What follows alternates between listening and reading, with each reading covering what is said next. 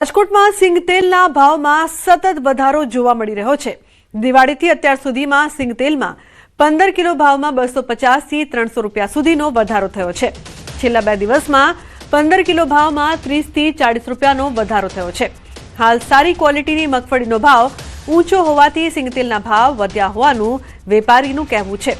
જૂની મગફળીના સિંગતેલના 15 કિલોનો ભાવ 2500 થી 2550 રૂપિયા સુધી પહોંચ્યો છે, જ્યારે નવી મગફળીના સ્ટાન્ડર્ડ સિંગતેલનો ભાવ 2650 થી 2730 રૂપિયા સુધી પહોંચ્યો છે।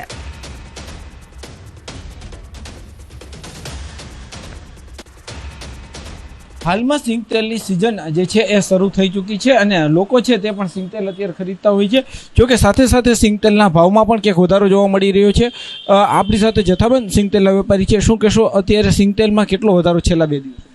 સિંગતેલની અંદર ફરીથી છેલ્લા 2-3 દિવસની અંદર 30 થી 40 રૂપિયા જેવો ભાવ વધારો આવેલો છે અને ભાવ વધારો થવાનું આપણે કારણ જોવા જઈએ તો અત્યારે નવી મગફળી જે આવી રહી છે એ એકદમ ખરાબ ક્વોલિટીની આવી રહી છે અને સારી ક્વોલિટીની મગફળીના ભાવ ખૂબ જ ઊંચા છે।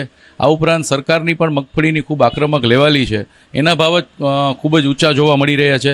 એને કારણે અત્યારે સારી ક્વોલિટીની મગફળીની મળતર એકદમ ઓછી છે અથવા તો ખૂબ ઊંચા ભાવની અંદર મિલર્સને મગફળી લેવી પડી રહી છે। એને કારણે અત્યારે સિંગતેલના ભાવ ફરીથી થોડા વધી રહ્યા છે। આગામી દિવસોમાં ભાવ વધે એવી શક્યતા આપને લાગે છે? હા, ચોક્કસ સિંગતેલની અંદર અત્યારે સારા માલની મળતર બહુ ઓછી છે।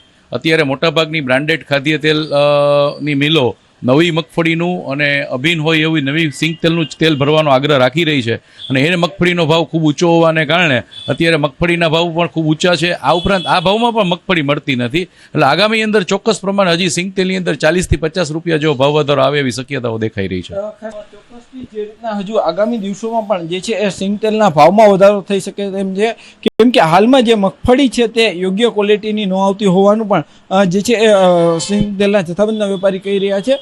દિવાળીથી અત્યાર સુધીમાં 300 રૂપિયાથી પણ વધુનો ભાવ વધારો સિંગતેલમાં થઈ ચૂક્યો છે, ત્યારે આગામી દિવસોમાં પણ 40 થી 50 રૂપિયાનો ભાવ વધારો થાય તેવી પણ શક્યતા જોવામાં આવી રહી છે। હાર્દિક જોશી, ન્યૂઝ 18 ગુજરાતી, રાજકોટ। વિભાગની કાર્યવાહી, શિયાળુ વાનગીઓમાં ગુણવત્તાની કરાઈ ચકાસણી।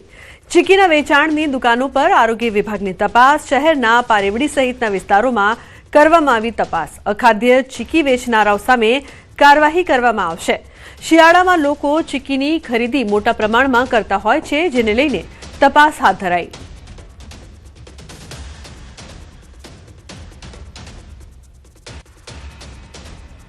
હાલ જે છે શિયાળાની શરૂઆત થઈ ગઈ છે, તો તે ઋતુને અનુલક્ષીને જે છે ગત સપ્તાહે પણ જે છે રાજકોટ મહાનગરપાલિકાની આરોગ્ય વિભાગની ફૂડ વિભાગની ટીમ દ્વારા જે છે આ બધા નમૂનાઓ લેવાની કાર્યવાહી હાથ ધરવામાં આવી હતી। તેને અનુલક્ષીને જે છે આ ડ્રાઈવ આ વખતે પણ કન્ટિન્યુ રાખવામાં આવેલી છે। તેને અનુલક્ષીને રાજકોટ શહેરના પારેવડી ચોક વિસ્તારની અંદર જે છે હાલ અમારી ટીમ દ્વારા જે છે સઘન ચેકિંગ કરવામાં આવી રહ્યું છે। આમાં કાંઈ ભેળસેળ થાય નહીં, કારણ કે ગોળ નેચરલ આવે, બરોબર, અને દાણા છે, સિંગદાણા છે, તલ આવે, દાળિયાની દાળ આવે, આ બધું આવે। હા, એ કોઈ બહુ મોટું હોલસેલના કામ હાલતા હોય ત્યાં નબળા દાણા વાપરતા હોય તો એ બધે હોલસેલ બહારગામ માલ જતો હોય, એના માટે અમે જે દુકાન ઉપર વેચીને બધી નેચરલ વસ્તુ વેચી। શિયાળાની શરૂઆત થઈ ચૂકી છે, ત્યારે લોકો છે તે જે છે એ ચીકી સહિતની અલગ અલગ વસ્તુઓ જે છે આ ઋતુમાં આરોગતા હોય છે। અત્યારે દ્રશ્યોમાં પણ જોઈ શકો છો કે વિવિધ ચીકી છે તે લોકો આરોગતા હોય છે, ત્યારે કેટલાક શખ્સો છે તે જે છે એ ચીકી જે છે તે એમાં પણ કંઈક અખાદ્ય ખોરાક ભેળસેળ કરતા હોય છે અને એમના કારણે લોકોના સ્વાસ્થ્ય છે તે પણ બગડતા હોય છે। અત્યારે જે રીતના દ્રશ્યોમાં પણ જોઈ શકો છો કે રાજકોટ શહેરના પારેવડી ચોક વિસ્તાર છે, ત્યાં અનેક જે છે એ ચીકીની દુકાનો પણ આવેલી છે। અત્યારે જે છે આરોગ્ય વિભાગ દ્વારા જે અહીંયા તપાસ ચેકિંગ કરવામાં આવી રહ્યું છે, જે રીતના અહીંયા લોકો છે તે જે ચીકીની ખરીદી કરી જે બનતી હોય છે ત્યાં તપાસ હાથ ધરવામાં આવી રહી છે। ચાસણી સહિતની અલગ અલગ વસ્તુ હોય છે તેમની તપાસ હાથ ધરવામાં આવી રહી છે। આરોગ્ય વિભાગની ટીમ અહીંયા પહોંચી છે, આપણે અહીંયા એમની સાથે પણ વાત કરવાનો પ્રયાસ કરીશું। ખાસ કરીને સાહેબ, શું કહેશો, અત્યારે તપાસ હાથ ધરવામાં આવી રહી છે, અહીંયા આપણા દ્વારા શું શિયાળાની ઋતુ તેમજ મકર સંક્રાંતિના તહેવાર નિમિત્તે રાજકોટ મહાનગરપાલિકા દ્વારા છેલ્લા 15 દિવસથી ચીકીના ઉત્પાદક સ્થળોનું ચેકિંગ ચાલી રહ્યું છે। આજ રોજ પારેવડી ચોકમાં આવેલ લાઈવ ચીકીના ઉત્પાદકોને તો ચેકિંગ ચાલી રહ્યું છે ત્યાં જે ચીકી લાઈવ ચીકી બનાવવામાં આવે છે તેનું ચેકિંગ ચાલી રહ્યું છે હાલ. જે રીતના અહીંયા અત્યારે ચીકી છે તે બની રહી છે, ચાસણી છે તે પણ બની રહી છે. આપ દ્રશ્યોમાં પણ જોઈ શકો છો કે જો કોઈ અખાદ્ય સામગ્રી મળશે તો તેમની સામે જે છે આરોગ્ય વિભાગ જે છે એ કડક કાર્યવાહી કરશે. ખાસ કરીને શિયાળાની ઋતુ દરમિયાન લોકો છે તે વિવિધ ચીકીની ખરીદી કરતા હોય છે અને કેટલીક વખત જે છે અખાદ્ય ખોરાકના કારણે લોકો પણ બીમાર પડતા હોય છે. હાર્દિક જોશી, ન્યૂઝ 18 ગુજરાતી, રાજકોટ. 16 વર્ષીય વિદ્યાર્થીની ભાવિકા મહેશ્વરીએ વડાપ્રધાન નરેન્દ્ર મોદીને પત્ર લખ્યો. આ પત્રમાં બાળકોમાં વધી રહેલા મોબાઈલ એડિક્શન અને સોશિયલ મીડિયાના નકારાત્મક પ્રભાવથી બચાવવા માટે 16 વર્ષથી નાની વયના બાળકો પર સોશિયલ મીડિયાના ઉપયોગ પર પ્રતિબંધ મૂકવાની માંગ કરી. ઓસ્ટ્રેલિયામાં અમલી બનેલા કડક નિયમોનો ઉલ્લેખ કરી ભારતમાં પણ સોશિયલ મીડિયા કંપનીઓ માટે ઉંમર વેરિફિકેશન અનિવાર્ય બનાવવાની માંગ કરી છે. આ સાથે આ મુદ્દે મન કી બાતમાં ચર્ચા કરવાની પણ વિનંતી કરી છે. બાળકોમાં વધતી જતી આત્મહત્યાની ઘટનાઓ અને માનસિક સ્વાસ્થ્ય સામેના જોખમો પ્રત્યે ચિંતા વ્યક્ત કરતા તેણે કડક નિયમો પહેલા જાગૃતિ અભિયાન ચલાવવાની રજૂઆત કરી છે.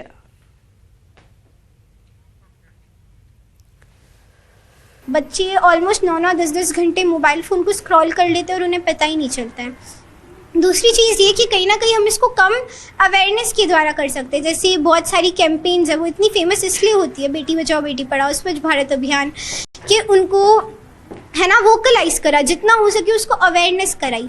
तो उसी तरह से अगर मोदी जी इस बात को मन की बात के अंदर अगर बोल सके कि कैसे हम मोबाइल को एक बैलेंस्ड वे के अंदर यूज़ करें और मोबाइल एडिक्शन के बारे में अगर वो थोड़ा सा भी बोल सके तो वो बहुत बड़ी बात होगी, क्योंकि मन की बात एक बहुत बड़ा प्लेटफॉर्म है और बहुत सारे लोग उसको सुनते हैं. तो इट्स जस्ट कि ये 2 रिक्वेस्ट मेरी छोटी सी थी. ગીર સોમનાથના કોડીનાર તાલુકામાં સિંચાઈ વિભાગ દ્વારા હાથ ધરવામાં આવેલી કેનાલ સફાઈ કામગીરી હાલ ચર્ચાનો વિષય બની છે. કારણ કે કેનાલ સફાઈ કામગીરીમાં ખેડૂતોએ ભ્રષ્ટાચારના આરોપો લગાવ્યા છે. શિંગોડા ડેમમાંથી નીકળતી કેનાલની સફાઈ માટે 15 લાખ રૂપિયાનું ટેન્ડર મંજૂર કરવામાં આવ્યું છે. આ કેનાલ મારફતે તાલુકાના 16 ગામોની અંદાજે 1200 હેક્ટર ખેતીલાયક જમીનને પિયત માટેનું પાણી પૂરું પાડવામાં આવે છે. ખેડૂતોનો આક્ષેપ છે કે સિંચાઈ વિભાગ દ્વારા કેનાલ સફાઈની કામગીરી Har Bhole building and construction agency દ્વારા કરવામાં આવી રહી છે. તેમાં મોટા પાયે ભ્રષ્ટાચાર કરવામાં આવ્યો છે. તેમજ આ એજન્સી માત્ર નામ પૂરતી જ છે, ફક્ત ઉપરથી સફાઈ કરવામાં આવી હોવાનું ખેડૂતો જણાવી રહ્યા છે. અમુક રાજકીય લોકોને સાંઠગાંઠને કારણે અમારે કેનાલોમાં જેમ દેખાવો કરી અને ફોટા પાડી અને એનું મતલબમાં એવું સાફ સફાઈ કરે છે. સફાઈ કરે પણ જેસીબી ફેરવી નાખ્યું આ વખતે, પણ જે રેગ્યુલર જે પદ્ધતિ વાઇઝ જે સાફ સફાઈ કરવાની આવે એવી સાફ સફાઈ થતી નથી. એ 2-5 કિલોમીટરમાં આમ કાપતા આવે એટલે આ વાળી દીધું. એમને બોરડી છે એમાં ભૂકો નાખી દીધો, જેસીબીથી જ નાખ્યો. આ બધી 3 વર્ષથી જે પાણી આપવામાં આવે છે એને અગાઉ જે કેનાલ સાફ કરવાનો સરકાર દ્વારા કોન્ટ્રાક્ટ એજન્સીને આપવામાં આવે છે કે સાફ સફાઈ કરવા માટે. સંપૂર્ણ રીતે સાફ થઈ તો ખેડૂતોને પાણી પૂરતું મળી રહે. તો એ પાણી સાફ સફાઈ માટે છે એજન્સીઓ દ્વારા અને કોન્ટ્રાક્ટ દ્વારા છે એ સંપૂર્ણ રીતે સાફ કરવામાં આવતી નથી. કે હાલ કેનાલમાં પેલું પ્રથમ પાણી પૂર્ણ થઈ ગયું છે અને બીજું પાણી ચાલુ છે.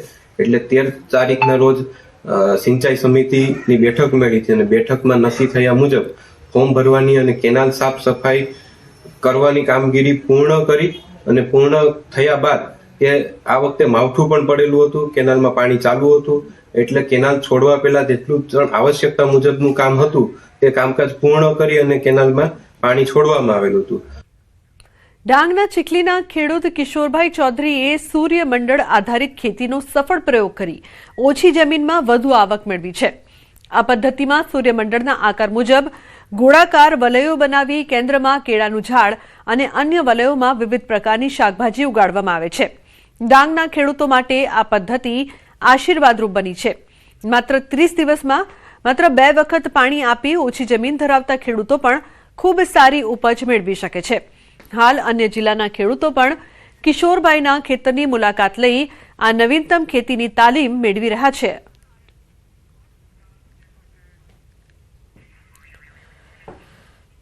જે સૂર્યમંડળ આધારિત જે પ્રાકૃતિક ખેતી છે એ મેં અહીંયા કરી રહ્યો છું. એની અંદર જે છે તે 3 ભાગ પાડવામાં આવેલા છે. એની અંદર કંદમૂળવાળા પાકો, લીલા પાંદડાવાળા જે શાકભાજી જે છે તે લઈ શકાય, એટલે કે જેને આપણે ભાજી કહીશું તે, અને એ ઉપરાંત જે બીજી જે 7-8 પ્રકારની આપણે શાકભાજીઓ, રીંગણ, ટામેટા, મરચાં, બ્રોકલી વગેરે લઈ શકાય છે. અને વેલાવાળા જે પાકો છે એને ફરતેથી લઈ શકાય છે. સામે એક ખેતર છે, એમાં એમણે સુંદર સરસ મજાનું સૂર્યમંડળ મોડલ ફાર્મ તૈયાર કરેલું છે અને નવું જાણવા મળ્યું. અમે પણ આ મંડળ સૂર્યમંડળ અમારા ખેતરોમાં જઈને બહેનોને એક મોટું પ્રાકૃતિક કૃષિ મંડળ છે, એમાં બહેનોને જઈને અમે શીખવશું ને આ બનાવવા માટે બહેનોને પ્રેરિત કરીશું. અંબાજીના પાડલિયા ગામે હુમલાની ઘટનાનો મામલો સામે આવ્યો છે. પાડલિયા ઘટના આજે 6થો દિવસ આદિવાસી સમાજના આગેવાનો દાંતા ખાતે એકત્રિત થયા છે. તો પાડલિયા ગામે આસપાસના આદિવાસી ગામડાના સમાજની બેઠક મળી હુમલાની ઘટનાના નિરાકરણ અને આગામી સમયમાં આવી ઘટના ન બને તેને લઈને ચર્ચા થઈ. 500ના ટોળા પર થયેલી ફરિયાદ રદ કરવાની માંગ, નિરાકરણ નહીં આવે તો આગામી સમયમાં જિલ્લા કલેક્ટર અને વિધાનસભાને ઘેરાવો કરવાની ચીમકી ઉચ્ચારી છે.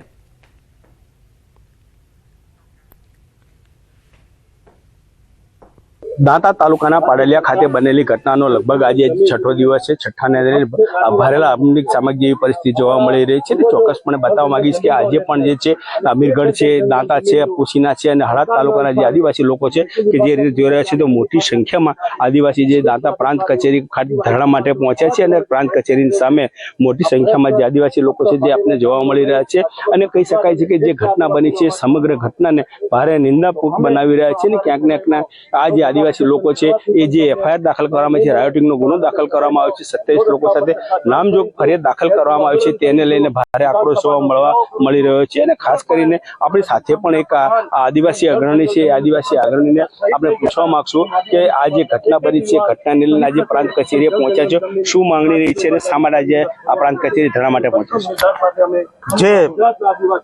જે સક્રીબેન જે પાડલિયા ગામે 13 ડિસેમ્બરના રોજ જે ઘટના બની છે, માનવ અધિકારોનું જે હનન થયું છે, જે સરકારના રૂએ જેને લઈને અમે આજે સક્રીબેનના જે કાર્યક્રમમાં અમે મોટા આદિવાસીઓ સૌ મળીને અમે આજ રોજ જે પ્રાંત અધિકારીને કચેરીએ વધારેલ છીએ. એમાં અમને અમારા અધિકાર મળે અને જે અમારા વિરુદ્ધ જે એફઆઈઆર દાખલ થઈ છે એ પાછી ખેંચવામાં આવે એ જ અમારી અપેક્ષા છે. જ્યાર સુધી અમારા આદિવાસી ઉપર એફઆઈઆર થયેલી છે, જે 27 જણાના નામ દર્શાવ્યા નથી, એ લોકોની એફઆઈઆર સરકાર પાછી ના ખેંચે ત્યાર સુધીનું અમારું આંદોલન છે. આવેદન એ બધું બંધ. હવે અમે ધરણા કરવાના છીએ. જ્યાર સુધી અમારા લોકોને ન્યાય ના મળે ત્યાર સુધી અમે અહીંથી મામલતદાર કચેરીથી ઉભા થવાના નથી. ચોક્કસપણે જે રીતે આ આદિવાસી અગ્રણીઓ જણાવી રહ્યા છે કે જે 500 લોકો સામે ફરિયાદ કરવામાં આવી છે, 27 જણા સાથે નામજોગ ફરિયાદ કરવામાં આવી છે, એ જ્યાર સુધી ફરિયાદ પરત નહીં ખેંચવામાં આવે ત્યાં સુધી આ ધરણા છોડવાના નથી. અને સક્રીબેન જે છે કે જે ભોગ બન્યા છે તેમને પરત જે છે જે એમના ઘર મકાનો તોડ્યા છે, કુવા ધરવ્યા છે, એ પરત જે છે તે કરી આપવાની પણ માંગ કરાઈ રહી છે. મહેન્દ્ર અગ્રવાલ, ન્યૂઝ 18 ગુજરાતી, દાંતા.